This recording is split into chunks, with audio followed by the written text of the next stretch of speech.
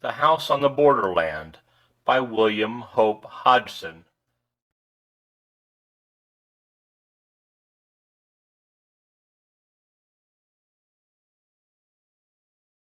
And began to look about me seeingly. For the first time, I perceived that innumerable rays of a subtle violet hue pierced the strange semi-darkness in all directions. They radiated from the fiery rim of the green sun.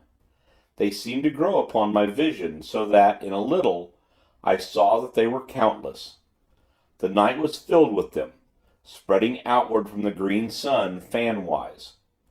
I concluded that I was enabled to see them by reason of the sun's glory being cut off by the eclipse. They reached right out into space, and vanished. Gradually, as I looked, I became aware that fine points of intensely brilliant light traversed the rays. Many of them seemed to travel from the green sun into distance. Others came out of the void toward the sun, but one and all, each kept strictly to the ray on which it traveled. Their speed was inconceivably great, and it was only when they neared the green sun, or as they left it, that I could see them as separate specks of light.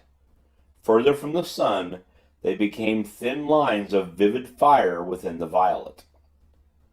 The discovery of these rays and the moving sparks interested me extraordinarily. To where did they lead in such countless profusion?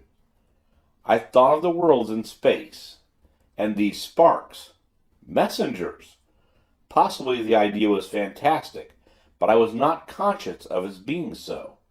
Messengers from the central sun. An idea evolved itself slowly.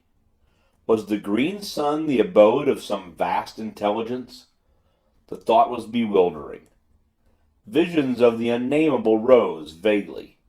Had I indeed come upon the dwelling place of the eternal? For a time I repelled the thought dumbly. It was too stupendous. Yet huge, vague thoughts had birth within me. I felt suddenly terribly naked, and an awful nearness shook me. And heaven? Was that too an illusion? My thoughts came and went erratically. The sea of sleep, and she. Heaven? I came back with a bound to the present. Somewhere out of the void behind me there rushed an immense dark body, huge and silent. It was a dead star, hurling onward to the burying place of the stars. It drove between me and the central suns, blotting them out from my vision, and plunging me into an impenetrable night. An age, and I saw again the violet rays. A great while later, aeons it must have been, a circular glow grew in the sky ahead, and I saw the edge of the receding star show darkly against it. Thus I knew that it was nearing the central suns. Presently I saw the bright ring of the green sun show plainly against the night. The star had passed into the shadow of the dead sun. After that I just waited. The strange years went slowly, and ever I watched intently. The thing I had expected came at last, suddenly, awfully. The vast flare of dazzling light. A streaming burst of white flame across the dark void. For an indefinite while it soared outward, a gigantic mushroom of fire. It ceased to grow. Then, as time went by, it began to sink backwards slowly. I saw now that it came from a huge glowing spot near the center of the dark sun. Mighty flames still soared outward from this. Yet, spite of its size, the grave of the star was no more than the shining of Jupiter upon the face of an ocean, when compared with the inconceivable mass of the dead sun. I may remark here once more that no words will ever convey to the imagination the enormous bulk of the two central suns.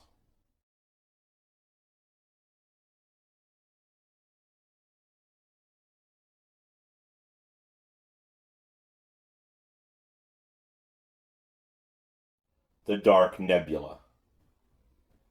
Years melted into the past. Centuries, eons. The light of the incandescent star sank to a furious red. It was later that I saw the dark nebula. At first, an impalpable cloud away to my right. It grew steadily to a clot of blackness in the night. How long I watched it is impossible to say, for time as we count it was a thing of the past. It came closer, a shapeless monstrosity of darkness, tremendous. It seemed to slip across the night sleepily, a very hell fog. Slowly it slid nearer, and passed into the void between me and the central suns. It was as though a curtain had been drawn before my vision. A strange tremor of fear took me, and a fresh sense of wonder. The green twilight that had reigned for so many millions of years had now given place to impenetrable gloom. Motionless, I peered about me. A century fled, and it seemed to me that I detected occasional dull glows of red passing me at intervals. Earnestly I gazed, and presently seemed to see circular masses that showed muddily red within the clouded blackness. They appeared to be growing out of the nebulous murk. A while, and they became plainer to my accustomed vision. I could see them now with a fair amount of distinctness. Ruddy tinged spheres, similar in size to the luminous globes that I had seen so long previously. They floated past me continually. Gradually, a peculiar uneasiness seized me. I became aware of a growing feeling of repugnance and dread. It was directed against these passing orbs, and seemed born of intuitive knowledge, rather than of any real cause or reason.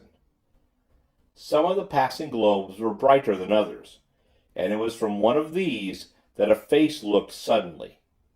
A face, human in its outline, but so tortured with woe that I stared aghast. I had not thought there was such sorrow as I saw there. I was conscious of an added sense of pain on perceiving that the eyes, which glared so wildly, were sightless. A while longer I saw it, then it had passed on into the surrounding gloom. After this I saw others, all wearing that look of hopeless sorrow, and blind.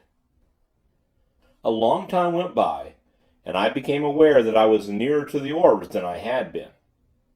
At this I grew uneasy, though I was less in fear of those strange globules than I had been before seeing their sorrowful inhabitants, for sympathy had tempered my fear. Later there was no doubt but that I was being carried closer to the red spheres, and presently I floated among them. In a while I perceived one bearing down upon me. I was helpless to move from its path. In a minute, it seemed, it was upon me, and I was submerged in a deep red mist. This cleared, and I stared confusedly across the immense breadth of the plain of silence. It appeared just as I had first seen it. I was moving forward steadily across its surface. Away ahead shone the vast blood-red ring that lit the place. All around was spread the extraordinary desolation of stillness that had so impressed me during my previous wanderings across its darkness.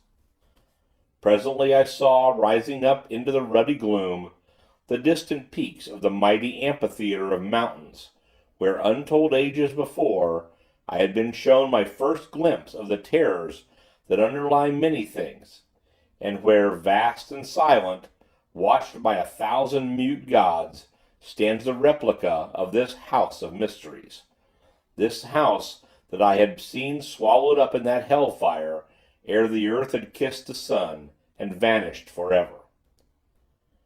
Though I could see the crests of the mountain amphitheater, yet it was a great while before their lower portions became visible. Possibly this was due to the strange ruddy haze that seemed to cling to the surface of the plain. However, be this as it may, I saw them at last. In a still further space of time, I had come so close to the mountains that they appeared to overhang me. Presently I saw the great rift open before me, and I drifted into it, without volition on my part. Later, I came out upon the breadth of the enormous arena. There, at an apparent distance of some 5 miles, stood the house, huge, monstrous, and silent, lying in the very center of that stupendous amphitheater.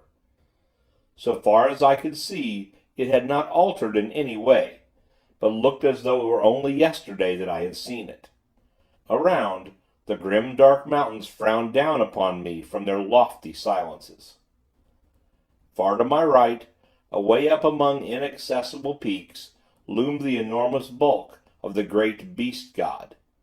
Higher, I saw the hideous form of the dread goddess rising up through the red gloom, thousands of fathoms above me. To the left, I made out the monstrous eyeless thing, gray and inscrutable. Further off, reclining on its lofty ledge, the livid ghoul shape showed, a splash of sinister color among the dark mountains. Slowly I moved out across the great arena, floating. As I went, I made out the dim forms of many of the other lurking horrors that peopled those supreme heights. Gradually, I neared the house, and my thoughts flashed back across the abyss of years. I remembered the dread specter of the place. A short while passed, and I saw that I was being wafted directly toward the enormous mass of that silent building.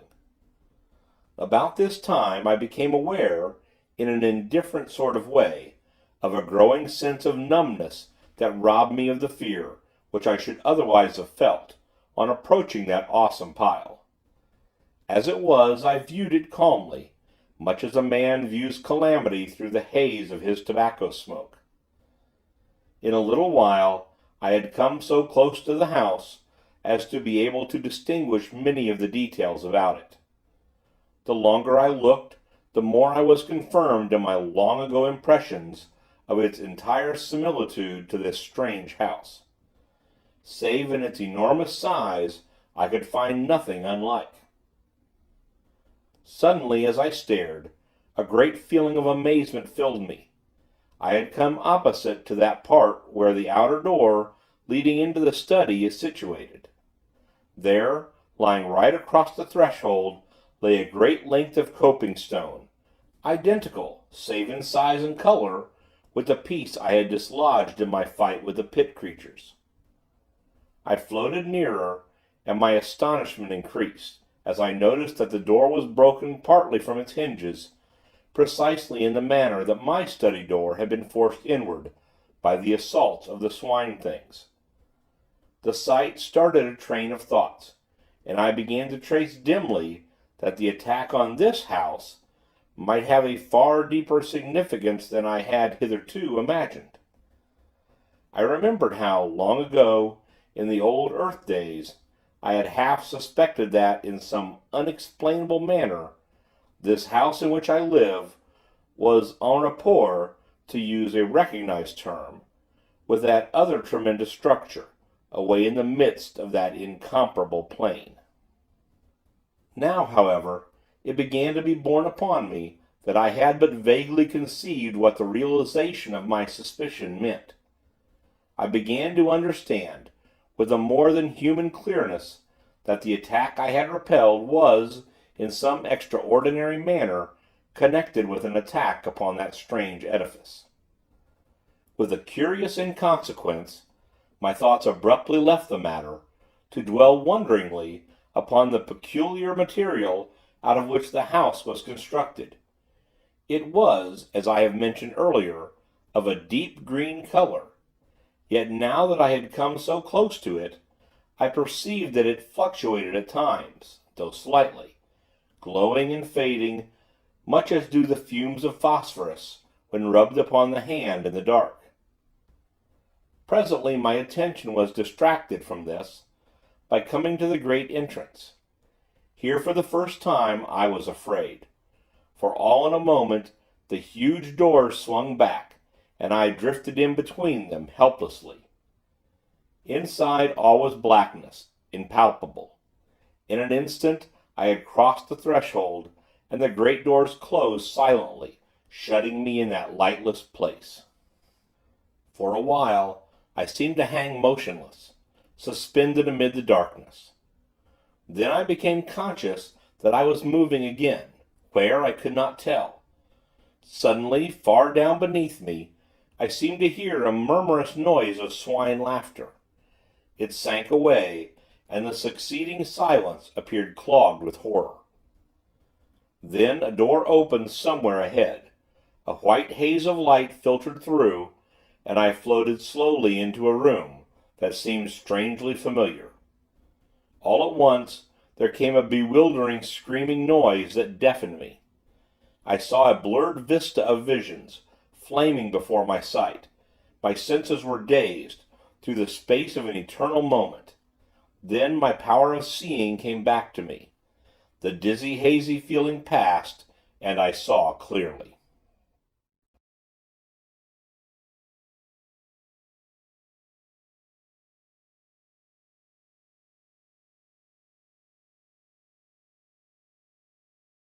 Pepper. I was seated in my chair, back again in this old study. My glance wandered round the room. For a minute, it had a strange, quivery appearance, unreal and unsubstantial. This disappeared, and I saw that nothing was altered in any way. I looked toward the end window. The blind was up. I rose to my feet shakily. As I did so, a slight noise in the direction of the door attracted my attention. I glanced toward it. For a short instant, it appeared to me that it was being closed gently. I stared and saw that I must have been mistaken. It seemed closely shut. With a succession of efforts, I trod my way to the window and looked out. The sun was just rising, lighting up the tangled wilderness of gardens. For perhaps a minute I stood and stared. I passed my hand confusedly across my forehead. Presently, amid the chaos of my senses, a sudden thought came to me. I turned quickly and called to Pepper. There was no answer, and I stumbled across the room in a quick access of fear. As I went, I tried to frame his name, but my lips were numb. I reached the table and stooped down to him, with a catching in my heart. He was lying in the shadow of the table, and I had not been able to see him distinctly from the window. Now, as I stooped, I took my breath shortly. There was no Pepper. Instead, I was reaching toward an elongated little heap of gray, ash-like dust. I must have remained in that half-stooped position for some minutes. I was dazed, stunned. Pepper had really passed into the land of shadows.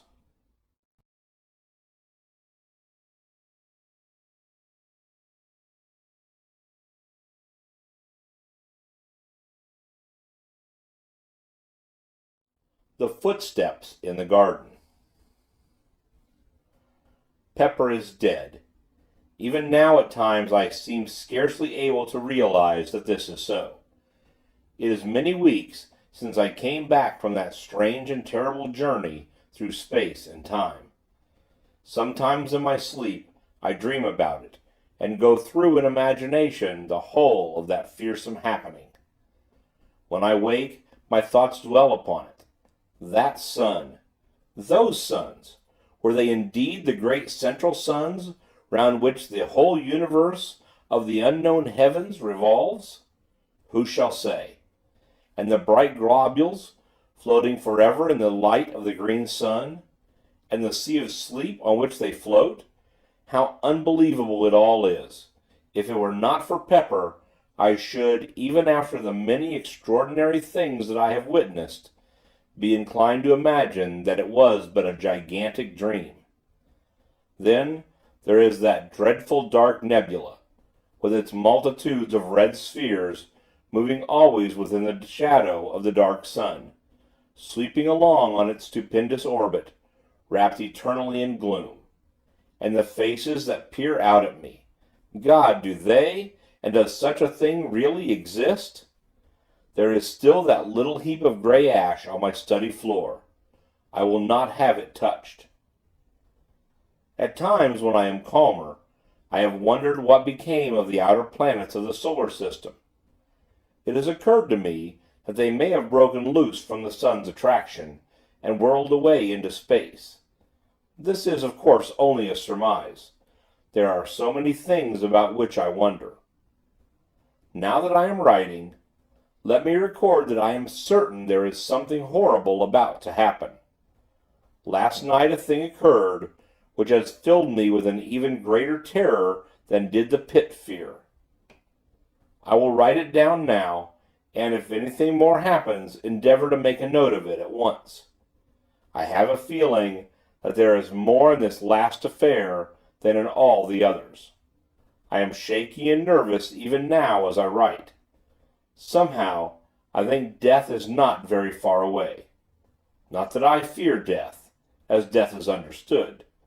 Yet, there is that in the air which bids me fear, an intangible cold horror. I felt it last night. It was thus. Last night, I was sitting here in my study writing. The door leading into the garden was half open. At times, the metallic rattle of a dog's chain sounded faintly. It belongs to the dog I have bought since Pepper's death. I will not have him in the house, not after Pepper. Still, I have felt it better to have a dog about the place. They are wonderful creatures. I was much engrossed in my work, and the time passed quickly. Suddenly, I heard a soft noise on the path, outside in the garden. Pad, pad, pad it went, with a stealthy, curious sound. I sat upright with a quick movement, and looked out through the open door. Again the noise came. Pad, pad, pad. It appeared to be approaching. With a slight feeling of nervousness, I stared into the gardens, but the night hid everything. Then the dog gave a long howl, and I started. For a minute, perhaps, I peered intently, but could hear nothing. After a little, I picked up the pen, which I had laid down, and recommenced my work. The nervous feeling had gone, for I imagined that the sound I had heard was nothing more than the dog walking round his kennel at the length of his chain. A quarter of an hour may have passed. Then all at once the dog howled again, and with such a plaintively sorrowful note that I jumped to my feet, dropping my pen and inking the page on which I was at work. "Curse that dog!" I muttered, noting what I had done. Then, even as I said the words, there sounded again that queer pad, pad, pad. It was horribly close, almost by the door, I thought. I knew now that it could not be the dog. His chain would not allow him to come so near. The dog's growl came again, and I noted subconsciously the taint of fear in it. Outside on the windowsill, I could see Tip, my sister's pet cat. As I looked, it sprang to its feet, its tail swelling visibly. For an instant it stood thus, seeming to stare fixedly at something in the direction of the door. Then quickly it began to back along the sill, until, reaching the wall at the end, it could go no further. There it stood, rigid, as though frozen in an attitude of extraordinary terror. Frightened and puzzled, I seized a stick from the corner, and went toward the door silently, taking one of the candles with me. I had come to within a few paces of it when, suddenly, a peculiar sense of fear thrilled through me. A fear palpitant and real, whence I knew not nor why. So great was the feeling of terror that I wasted no time, but retreated straightway, walking backward and keeping my gaze fearfully on the door. I would have given much to rush at it, fling it to, and shoot the bolts, for I have had it repaired and strengthened so that now it is far stronger than it ever has been. Like Tip, I continued my almost unconscious progress backwards, until the wall brought me up. At that I started nervously and glanced round apprehensively. As I did so, my eyes dwelled momentarily on the rack of firearms, and I took a step toward them but stopped, with a curious feeling that they would be needless. Outside in the gardens, the dog moaned strangely. Suddenly from the cat there came a fierce long screech. I glanced jerkily in its direction. Something luminous and ghostly encircled it and grew upon my vision. It resolved into a glowing hand, transparent and with a lambent greenish flame flickering over it. The cat gave a last awful caterwaul, and I saw it smoke and blaze. My breath came with a gasp, and I leaned against the wall. Over that part of the window there spread a smudge, green and fantastic. It hid the thing from me, though the glare of fire shone through dully. A stench of burning stole into the room. Pad, pad, pad. Something passed down the garden path, and a faint, moldy odor seemed to come in through the open door and mingle with the burnt smell. The dog had been silent for a few moments. Now I heard him meow sharply as though in pain. Then he was quiet, save for an occasional subdued whimper of fear. A minute went by, then the gate on the west side of the garden slammed distantly. After that, nothing, not even the dog's whine. I must have stood there some minutes. Then a fragment of courage stole into my heart, and I made a frightened rush at the door, dashed it to and bolted it. After that, for a full half hour, I sat, helpless, staring before me rigidly. Slowly my life came back into me, and I made my way shakily upstairs to bed. That is all.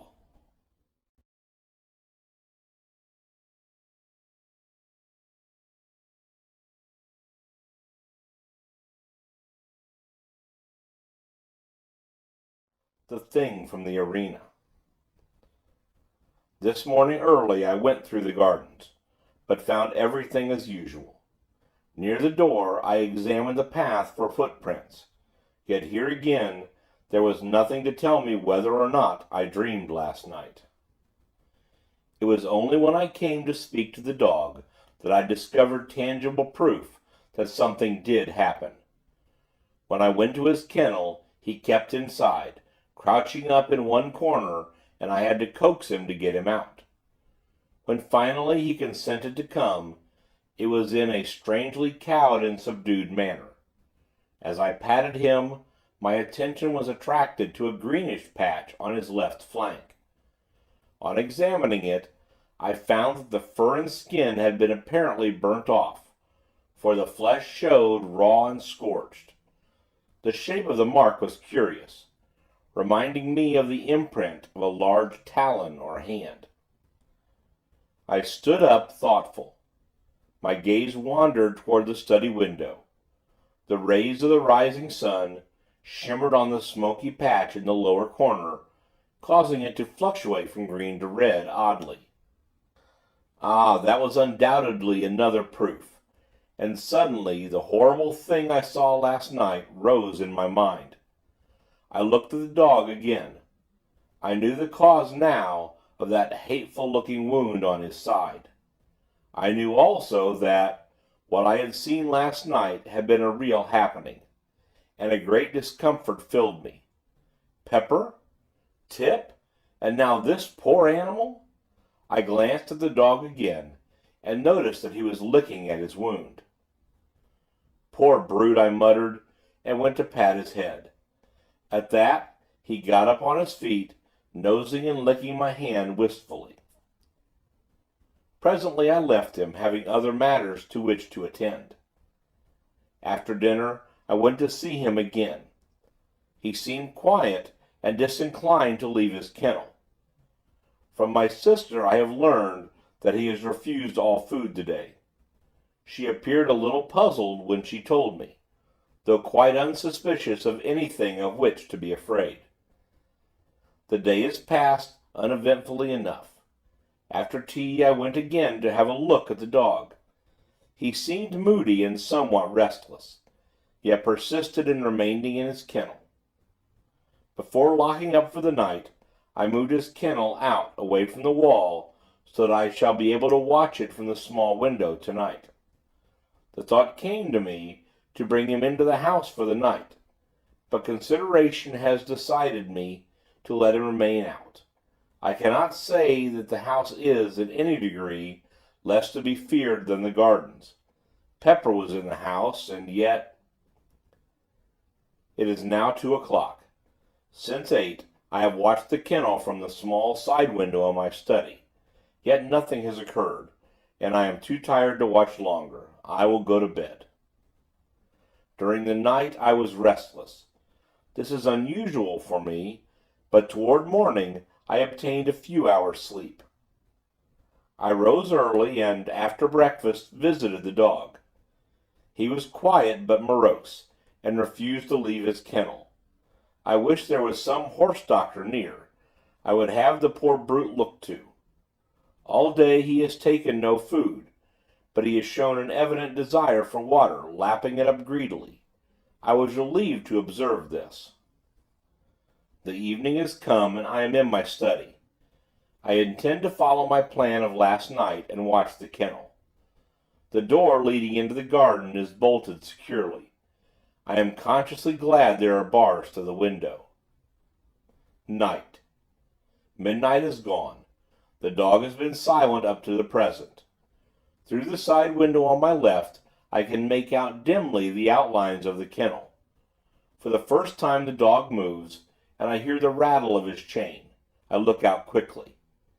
As I stare, the dog moves again restlessly, and I see a small patch of luminous light shine from the interior of the kennel. It vanishes, then the dog stirs again, and once more the gleam comes. I am puzzled. The dog is quiet, and I can see the luminous thing plainly. It shows distinctly. There is something familiar about the shape of it. For a moment I wonder, then it comes to me that it is not unlike the 4 fingers and thumb of a hand.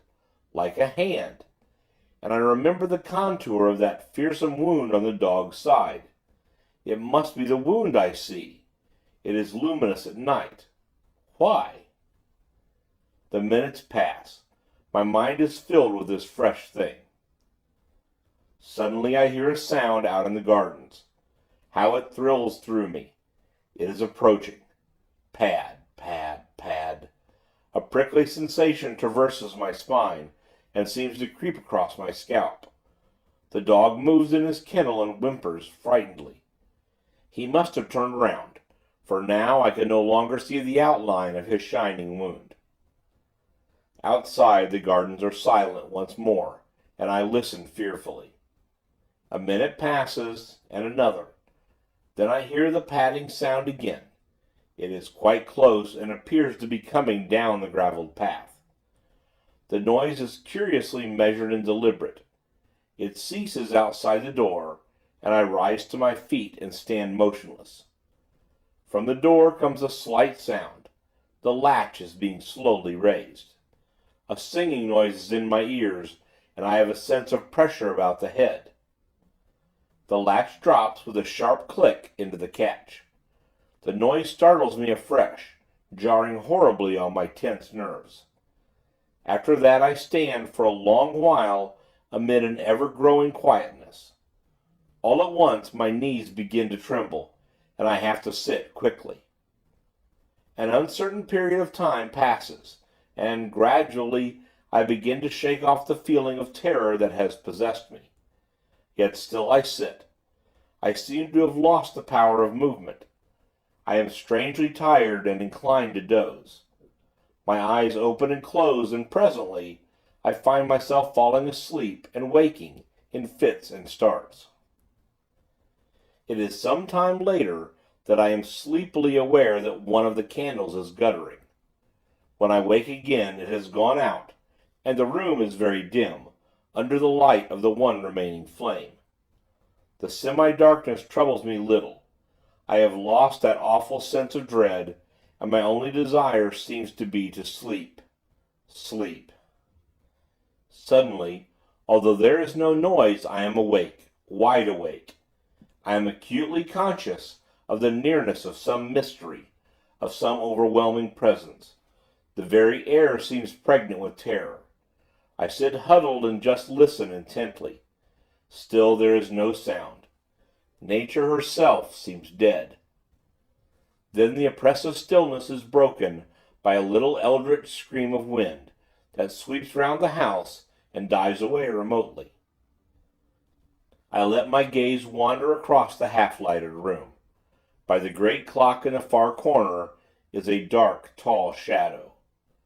For a short instant I stare frightenedly.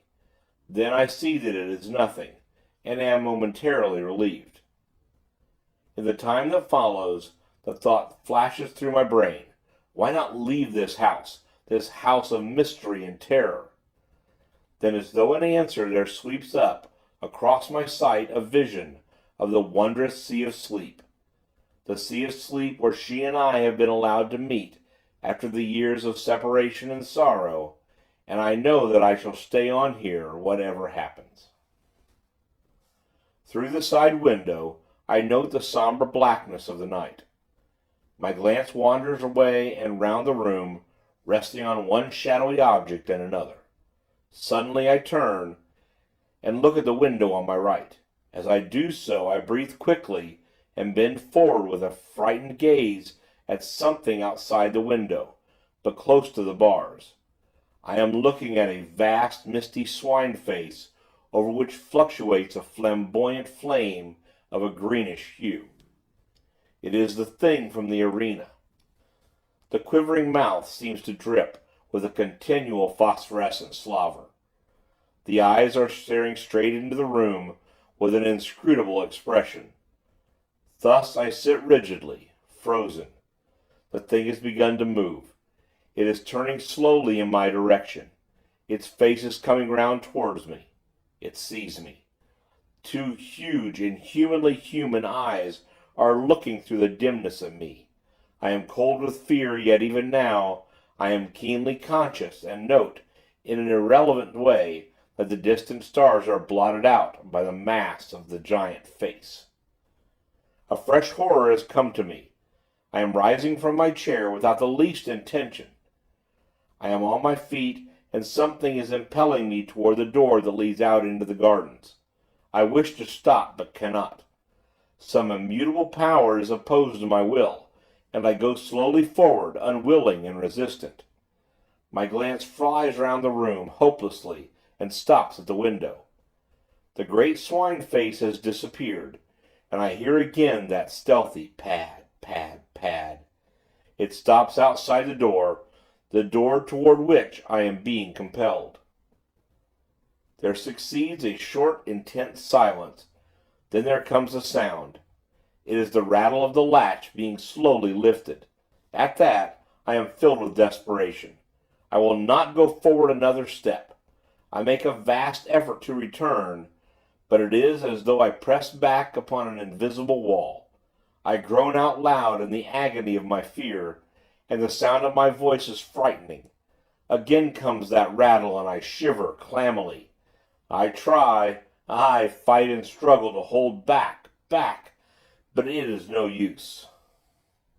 I am at the door, and in a mechanical way I watch my hand go forward to undo the topmost bolt. It does so entirely without my volition. Even as I reach up toward the bolt, the door is violently shaken, and I get a sickly whiff of moldy air, which seems to drive in through the interstices of the doorway. I draw the bolt back slowly, fighting dumbly the while. It comes out of its socket with a click, and I begin to shake aguishly. There are two more, one at the bottom of the door, the other, a massive affair, is placed about the middle. For perhaps a minute I stand with my arms hanging slackly by my sides. The influence to meddle with the fastening of the door seems to have gone. All at once there comes the sudden rattle of iron at my feet. I glance down quickly and realize, with an unspeakable terror, that my foot is pushing back the lower bolt. An awful sense of helplessness assails me. The bolt comes out of its hold with a slight ringing sound, and I stagger on my feet, grasping at the great central bolt for support. A minute passes, an eternity, then another. My God, help me! I am being forced to work upon the last fastening. I will not! Better to die than to open to the terror that is on the other side of the door. Is there no escape? God help me, I have jerked the bolt half out of its socket. My lips emit a hoarse scream of terror. The bolt is 3 parts drawn now, and still my unconscious hands work towards my doom. Only a fraction of steel between my soul and that. Twice I scream out in a supreme agony of my fear. Then with a mad effort, I tear my hands away. My eyes seem blinded. A great blackness is falling upon me. Nature has come to my rescue. I feel my knees giving. There is a loud, quick thudding upon the door, and I am falling, falling. I must have lain there at least a couple of hours. As I recover, I am aware that the other candle is burnt out, and the room is in an almost total darkness. I cannot rise to my feet, for I am cold and filled with a terrible cramp. Yet my brain is clear, and there is no longer the strain of that unholy influence. Cautiously, I get upon my knees and feel for the central bolt. I find it and push it securely back into its socket, then the one at the bottom of the door. By this time, I am able to rise to my feet, and so manage to secure the fastening at the top. After that, I go down upon my knees again, and creep away among the furniture, in the direction of the stairs. By doing this, I am safe from observation from the window. I reach the opposite door, and as I leave the study, cast one nervous glance over my shoulder toward the window. Out in the night, I seem to catch a glimpse of something impalpable, but it may only be a fancy. Then I am in the passage and on the stairs. Reaching my bedroom, I clamber into bed, all clothed as I am, and pull the bedclothes over me. There, after a while, I begin to regain a little confidence. It is impossible to sleep, but I am grateful for the added warmth of the bedclothes. Presently, I try to think over the happenings of the past night, but though I cannot sleep, I find that it is useless to attempt consecutive thought. My brain seems curiously blank. Toward morning, I begin to toss uneasily. I cannot rest, and after a while I get out of bed and pace the floor. The wintry dawn is beginning to creep through the windows, and shows the bare discomfort of the old room. Strange that, through all these years, it has never occurred to me how dismal this place really is. And so a time passes. From somewhere downstairs, a sound comes up to me. I go to the bedroom door and listen. It is Mary, bustling about the great old kitchen, getting the breakfast ready. I feel little interest. I am not hungry. My thoughts, however, continue to dwell upon her. How little the weird happenings in this house seem to trouble her. Except in the incident of the pit creatures, she has seemed unconscious of anything unusual occurring. She is old, like myself, yet how little we have to do with one another. Is it because we have nothing in common, or only that, being old, we care less for society than quietness? These and other matters pass through my mind as I meditate, and help to distract my attention for a while from the oppressive thoughts of the night. After a time I go to the window and, opening it, look out. The sun is now above the horizon, and the air, though cold, is sweet and crisp. Gradually my brain clears, and a sense of security for the time being comes to me. Somewhat happier, I go downstairs, and out into the garden to have a look at the dog. As I approach the kennel, I am greeted by the same moldy stench that assailed me at the door last night. Shaking off a momentary sense of fear, I call to the dog, but he takes no heed, and after calling once more, I throw a small stone into the kennel. At this he moves uneasily, and I shout his name again, but do not go closer. Presently my sister comes out and joins me in trying to coax him from the kennel. In a little the poor beast rises, and shambles out lurching queerly. In the daylight he stands swaying from side to side and blinking stupidly. I look and note that the horned wound is larger, much larger, and seems to have a whitish fungoid appearance. My sister moves to fondle him, but I detain her and explain that I think it will be better not to go too near him for a few days. It is impossible to tell what might be the matter with him, and it is well to be cautious. A moment later she leaves me, coming back with a basin of odd scraps of food. This she places on the ground near the dog, and I push it into his reach with the aid of a branch broken from one of the shrubs. Yet though the meat should be tempting, he takes no notice of it, but retires to his kennel. There is still water in his drinking vessel, so, after a few moments' talk, we go back into the house. I can see that my sister is much puzzled as to what is the matter with the animal, yet it would be madness even to hint the truth to her. The day slips away uneventfully, and night comes on.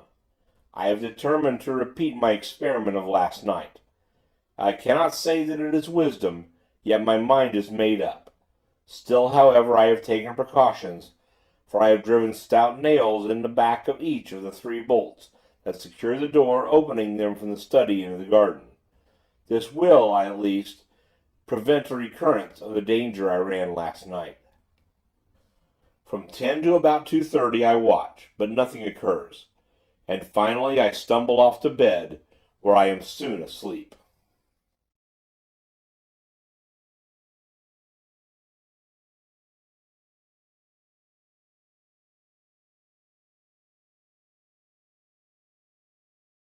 The luminous speck.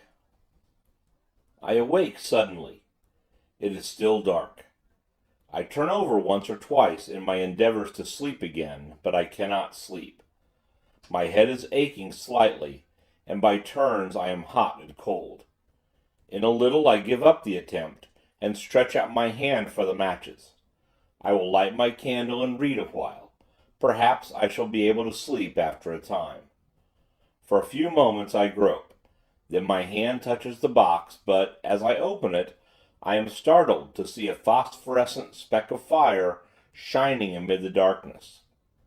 I put out my other hand and touch it. It is on my wrist. With a feeling of vague alarm, I strike a light hurriedly and look, but can see nothing save a tiny scratch. Fancy, I mutter, with half a sigh of relief. Then the match burns my finger, and I drop it quickly. As I fumble for another, the thing shines out again. I know now that it is no fancy. This time I light the candle and examine the place more closely. There is a slight greenish discoloration round the scratch. I am puzzled and worried. Then a thought comes to me. I remember the morning after the thing appeared. I remember that the dog licked my hand. It was this one with the scratch on it, though I have not been even conscious of the abasement until now. A horrible fear has come to me. It creeps into my brain. The dog's wound shines at night. With a dazed feeling, I sit down on the side of the bed and try to think, but cannot. My brain seems numbed with the sheer horror of this new fear. Time moves on unheeded. Once I rouse up and try to persuade myself that I am mistaken, but it is no use. In my heart I have no doubt. Hour after hour I sit in the darkness and silence and shiver hopelessly. The day has come and gone, and it is night again. This morning early I shot the dog, and buried it away among the bushes. My sister is startled and frightened, but I am desperate. Besides, it is better so. The foul growth had almost hidden its left side, and the place on my wrist has enlarged perceptibly. Several times I have caught myself muttering prayers. little things learnt as a child. God Almighty, God help me, I shall go mad. 6 days, and I have eaten nothing. It is night. I am sitting in my chair. Ah, God, I wonder have any ever felt the horror of life that I have come to know? I am swathed in terror. I feel ever the burning of this dread growth.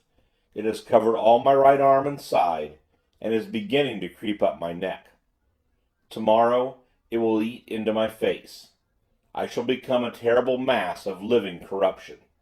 There is no escape, yet a thought has come to me, born of a sight of the gun rack on the other side of the room. I have looked again, with the strangest of feelings. The thought grows upon me. God, thou knowest, thou must know that death is better, aye, better 1,000 times than this. This! Jesus, forgive me, but I cannot live. Cannot, I dare not. I am beyond all help. There is nothing else left. It will at least spare me that final horror. I think I must have been dozing. I am very weak and, oh, so miserable and tired. Tired. The rustle of the paper tries my brain. My hearing seems preternaturally sharp. I will sit a while and think. Hush. I hear something down in the cellars. It is a creaking sound. My God, it is the opening of the great oak trap. What can be doing that? The scratching of my pen deafens me. I must listen. There are steps on the stairs, strange, padding steps, that come up and nearer. Jesus, be merciful to me, an old man. There is something fumbling at the door handle. Oh, God, help me now. Jesus, the door is opening slowly. Something... That is all.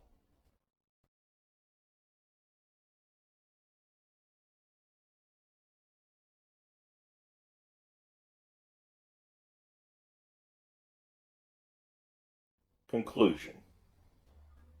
I put down the manuscript and glanced across at Tonneson. He was sitting, staring out into the dark. I waited a minute, then I spoke. Well, I said. He turned slowly and looked at me. His thoughts seemed to have gone out of him into a great distance. Was he mad? I asked, and indicated the manuscript with a half nod. Tonneson stared at me unseeingly a moment. Then his wits came back to him, and suddenly he comprehended my question. No, he said. I opened my lips to offer a contradictory opinion, for my senses of the saneness of things would not allow me to take the story literally. Then I shut them again, without saying anything. Somehow the certainty in Tonnesson's voice affected my doubts. I felt all at once less assured, though I was by no means convinced as yet. After a few moments' silence, Tonneson rose stiffly and began to undress. He seemed disinclined to talk, so I said nothing, but followed his example. I was weary, though still full of the story I had just read. Somehow, as I rolled into my blankets, there crept into my mind a memory of the old gardens, as we had seen them. I remembered the odd fear that the place had conjured up in our hearts, and it grew upon me with conviction that Tonneson was right. It was very late when we rose, nearly midday, for the greater part of the night had been spent in reading the manuscript. Tonneson was grumpy, and I felt out of sorts. It was a somewhat dismal day, and there was a touch of chilliness in the air. There was no mention of going out fishing on either of our parts. We got dinner, and after that just sat and smoked in silence. Presently Tonneson asked for the manuscript. I handed it to him, and he spent most of the afternoon in reading it through by himself. It was while he was thus employed that a thought came to me. What do you say to having another look at... I nodded my head down the stream. Tonneson looked up. Nothing, he said abruptly, and somehow I was less annoyed than relieved at his answer. After that I left him alone. A little before tea time he looked up at me curiously. "Sorry, old chap, if I was a bit short with you just now." Just now, indeed. He had not spoken for the last 3 hours. "But I would not go there again," and he indicated with his head, "for anything that you could offer me. Ugh!" And he put down that history of a man's terror and hope and despair. The next morning we rose early and went for our accustomed swim. We had partly shaken off the depression of the previous day, and so took our rods when we had finished breakfast, and spent the day at our favorite sport. After that day, we enjoyed our holiday to the utmost, though both of us looked forward to the time when our driver should come, for we were tremendously anxious to inquire of him, and through him among the people of the tiny hamlet, whether any of them could give us information about that strange garden, lying away by itself in the heart of an almost unknown tract of country. At last the day came on which we expected the driver to come across for us. He arrived early while we were still abed, and the first thing we knew he was at the opening of the tent, inquiring whether we had had good sport. We replied in the affirmative, and then both together, almost in the same breath, we asked the question that was uppermost in our minds. Did he know anything about an old garden and a great pit, and a lake situated some miles away down the river? Also, had he ever heard of a great house hereabouts? No, he did not, and had not. Yet, stay, he had heard a rumor once upon a time of a great old house standing alone out in the wilderness, but if he remembered rightly it was a place given over to the fairies, or if that had not been so, he was certain that there had been something queer about it. And anyway, he had heard nothing of it for a very long while, not since he was quite a goosen. No, he could not remember anything particular about it. Indeed, he did not know he remembered anything at all, until we questioned him. "Look here," said Tonneson, finding that this was all that he could tell us. "Just take a walk round the village while we dress, and find out something if you can." With a nondescript salute, the man departed on his errand, while we made haste to get into our clothes, after which we began to prepare breakfast. We were just sitting down to it when he returned. "It's all in bed, the lazy divils is, sir," he said, with a repetition of the salute, an appreciative eye to the good things spread out on our provision chest, which we utilized as a table. "Oh, well, sit down," replied my friend, "and have something to eat with us," which the man did without delay. After breakfast, Tonneson sent him off again on the same errand, while we sat and smoked. He was away some 3/4 of an hour, and when he returned, it was evident that he had found out something. It appeared that he had gotten into conversation with an ancient man of the village, who, probably, knew more, though it was little enough, of the strange house than any other living person. The substance of this knowledge was, that, in the ancient man's youth, and goodness knows how long back that was, there had stood a great house in the center of the gardens, where now was only that fragment of ruin. This house had been empty for a great while. Years before this ancient man's birth. It was a place shunned by the people of the village, as it had been shunned by their fathers before them. There were many things said about it, and all were of evil. No one ever went near it, either by day or night. In the village it was a synonym of all that is unholy and dreadful. And then one day, a man, a stranger, had ridden through the village, and turned off down the river, in the direction of the house, as it was always termed by the villagers. Some hours afterward, he had ridden back, taking the track by which he had come toward Ardrahan. Then for 3 months or so nothing was heard. At the end of that time he reappeared, but now he was accompanied by an elderly woman and a large number of donkeys laden with various articles. They had passed through the village without stopping, and gone straight down the bank of the river in the direction of the house. Since that time no one, save the man whom they had chartered to bring over monthly supplies of necessities from Ardrahan, had ever seen either of them, and him none had ever induced to talk. Evidently he had been well paid for his trouble. The years had moved onward, uneventfully enough in that little hamlet, the man making his monthly journeys regularly. One day he had appeared as usual on his customary errand. He had passed through the village without exchanging more than a surly nod with the inhabitants, and gone on toward the house. Usually it was evening before he made the return journey. On this occasion, however, he had reappeared in the village a few hours later in an extraordinary state of excitement, and with the astounding information that the house had disappeared bodily, and that a stupendous pit now yawned in the place where it had stood. This news, it appears, so excited the curiosity of the villagers that they overcame their fears, and marched en masse to the place. There they found everything just as described by the carrier. This was all that we could learn. Of the author of the manuscript, who he was, and whence he came, we shall never know. His identity is, as he seemed to have desired, buried forever. That same day we left the lonely village of Creighton. We have never been there since. Sometimes in my dreams I see that enormous pit, surrounded, as it is, on all sides by wild trees and bushes, and the noise of the water rises upward and blends, in my sleep, with other and lower noises, while over all hangs the eternal shroud of spray.